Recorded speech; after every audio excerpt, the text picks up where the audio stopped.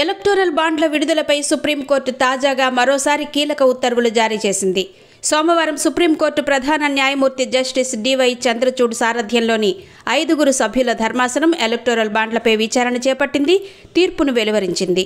ఎన్నికల బాండ్లకు సంబంధించిన పూర్తి వివరాలను ఈసీకి ఇచ్చేశామని చెబుతూ మార్చి 21 సాయంత్రం 5 గంటల్లోగా సుప్రీంకోర్టులో అఫిడవిట్ దాఖలు చేయాలని ఎస్బీఐ చైర్మన్ను ధర్మాసనం ఆదేశించింది.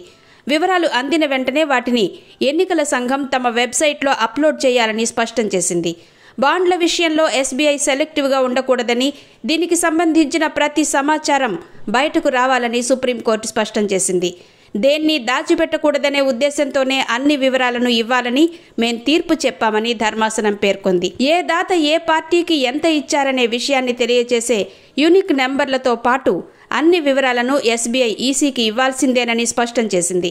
ఇందులో ఎలాంటి సందేహాలకు ఇక తావులేదని భారత ప్రధాన న్యాయమూర్తి జస్టిస్ డివై చంద్రచూడ్ నేతృత్వంలోని ధర్మాసనం స్పష్టం చేసింది.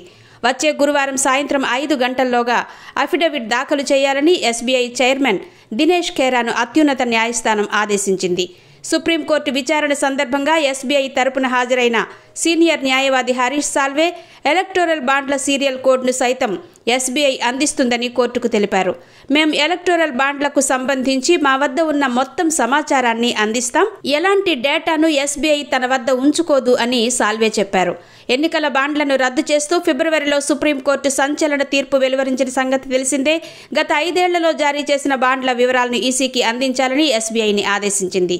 ఆ సమాచారాన్ని కేంద్ర ఎన్నికల సంఘానికి సమర్పించిన బ్యాంక్ బాండ్ల ఆల్ఫా న్యూమరిక్ నంబర్లను మాత్రం బయటపెట్టలేదు. ఏ వ్యక్తి, సంస్థ బాండ్లను ఏ పార్టీకి విరాళంగా ఇచ్చారని తెలిపే ఈ నెంబర్లు లేకపోవడంపై సుప్రీంకోర్టులో మరో పిటిషన్ దాఖలైంది. దీనిపై విచారణ జరిపిన న్యాయస్థానం బ్యాంకు తీరుపై అసహనం వ్యక్తం చేసింది.